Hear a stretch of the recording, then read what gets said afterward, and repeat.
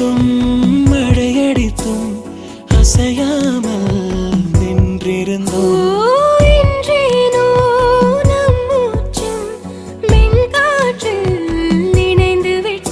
இதயம் ஒன்றாகி போனதே, கதவே இல்லாமல் ஆனதே.